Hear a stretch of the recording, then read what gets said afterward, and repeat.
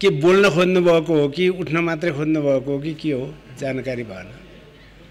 बोल्न खोजे र आफ्ना विषय के हो संक्षिप्तमा राख्नलाई मान्य गोपी बोल्ने, मान्य गोपी सार्के आछामी। सम्माननीय अध्यक्ष महोदय,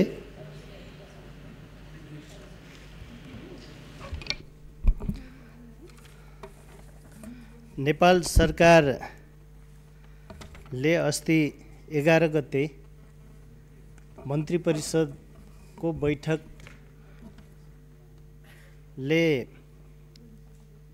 नेपाल विद्युत प्राधिकरणका कार्यकारी निर्देशक कुलमान घिसिङलाई हटाउने निर्णय गरेको छ। कुलमान घिसिङ आउनुभन्दा अगाडि नेपालमा 18 घण्टा लोड सेडिङ थियो। यो 18 घण्टा लोड सेडिङ विद्युतको चाहिँ चुहावट र एउटा अन्धकारमा बसिराखेका नेपाली जनतालाई उज्यालो नेपाल दिने एउटा कुशल व्यवस्थापक, एउटा इमान्दार कर्मचारी जसले चाहिँ लाखौं लाख नेपाली जनतालाई अँध्यारोबाट चाहिँ उज्यालोतर्फ लाने एउटा महत्त्वपूर्ण भूमिका खेलिराखेको चाहिँ कर्मचारी, जसको सेवा अवधि पनि धेरै थिएन। अरु मान्यता बसे भयो नि, उहाँले राख्दै हुनुहुन्छ विषय, मात्रै 4 महिना मात्रै बाँकी थियो। यो 4 महिना मात्रै सेवा अवधि बाँकी हुँदैमा नेपाल सरकारलाई के त्यस्तो अप्ठ्यारो आइलाग्यो? नेपाल सरकारलाई कुलमानप्रति चाहिँ पूर्वाग्रही भइराख्नुपर्ने सम्माननीय प्रधानमन्त्री, ऊर्जा मन्त्री लगायतका मान्यजीहरूलाई के त्यस्तो चाहिँ अप्ठ्यारो परिस्थिति आइपर्यो र उहाँहरूले चाहिँ कुलमानलाई हटाउने निर्णय गर्नुभएको छ।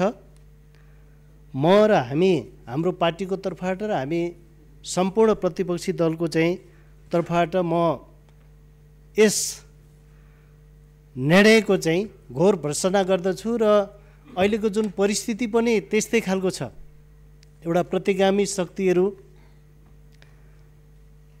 यो परिवर्तनलाई पछाडि फर्काउन खोजिराखेका छन् र सरकारले गर्ने यस्तै खालका चाहिँ गतिविधिहरू जहाँ महँगी बढिराखेको छ, भ्रष्टाचार त्यसै गरी चाहिँ व्याप्त रूपमा चाहिँ बढिराखेको छ र यस्तै इमान्दार कर्मचारी साथीहरूलाई चाहिँ सरकारले चाहिँ पुरस्कृत गर्नुपर्ने, लोड सेडिङ हटाएकोमा चाहिँ पुरस्कृत गर्नुपर्ने कुलमान घिसिङलाई चाहिँ सरकारले दण्डित गरेको छ।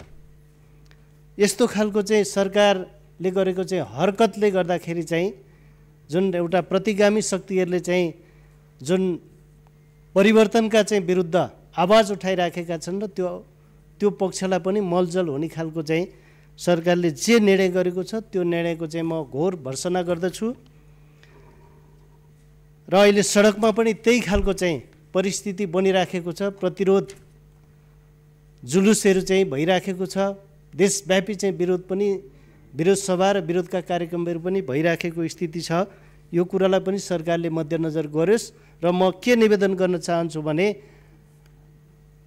सम्माननीय प्रधानमन्त्रीले जबसम्म आफ्नो तर्फबाट चाहिँ यो सदनमा आएर आफ्नो स्पष्टीकरण दिनुहुन्न तबसम्म चाहिँ यो सदन नचलाइयोस् भन्ने मेरो आफ्नो तर्फबाट र हामी सम्पूर्ण प्रतिपक्षी दलको तर्फबाट हार्दिक अनुरोध गर्न चाहन्छु र मेरो भनाइ अन्त्य गर्न चाहन्छु। हस्त, नमस्ते।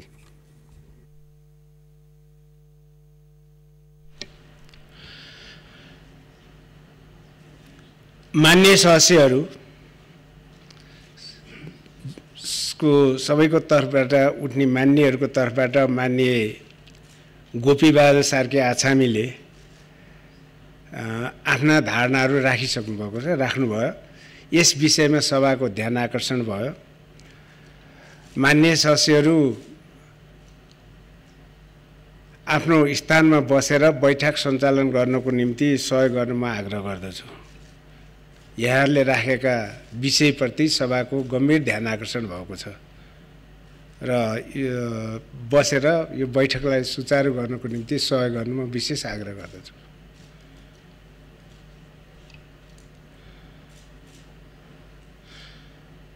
मान्य सदस्यहरू बस्नुहोस्, बैठकलाई अगाडि बढाउँ।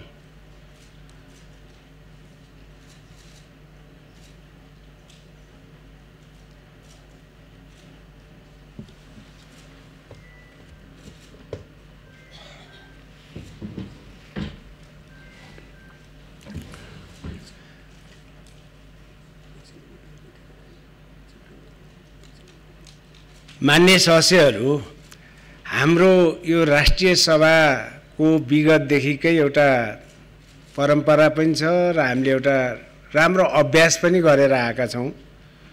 हामीले हरेक कामहरू गर्दा राष्ट्रिय सभा सञ्चालन गर्दा सहमतिकै आधारमा हामीले गरेकै छौँ र त्यो स्थितिमा हामीले त्यो परम्परालाई, त्यो हाम्रो चाहिँ स्थितिलाई कायम राख्न पनि म विशेष आग्रह गर्न चाहन्छु। मलाई लाग्छ समस्या जतिसुकै ठुला समस्या आयो नि हामीले समाधान गरेर अगाडि बढिरहेका छौँ। अहिलेसम्म त्यही ढङ्गले हामी एउटा सहमतिकै आधारमा अगाडि बढेको पनि हाम्रो स्थिति हो। त्यसले गर्दा यहाँहरूले राखेका विषयमा एकदम गम्भीर ध्यान आकर्षण भएको मैले अघि नै बताइसकेँ। त्यसले गर्दा यो बैठक सञ्चालन गर्नुको निम्ति, सहयोग गर्नुको निम्ति म विशेष फेरि पनि आग्रह गर्छु। मान्य सदस्यहरू बस्नुहोस् र चाहिँ कार्यक्रमलाई अगाडि बढाउँ।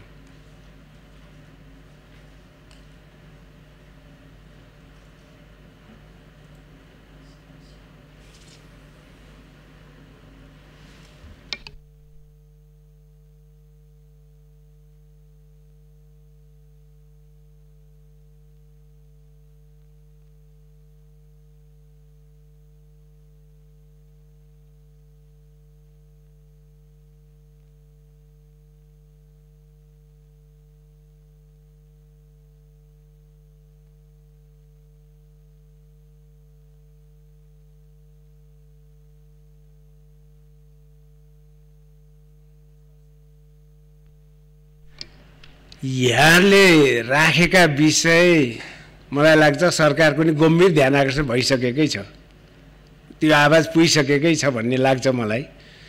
त्यसले गर्दा अब यो विषयमा अब हाम्रो पनि यहाँ ध्यान आकर्षण भएको छ, हामी चाहिँ गम्भीरता छ त्यो विषयमा हामी पनि कुरा गर्छौँ। अहिले बसौँ र बैठक सञ्चालन गर्नको लागि सहयोग गर्नुहोस्, म फेरि पनि आग्रह गर्न चाहन्छु।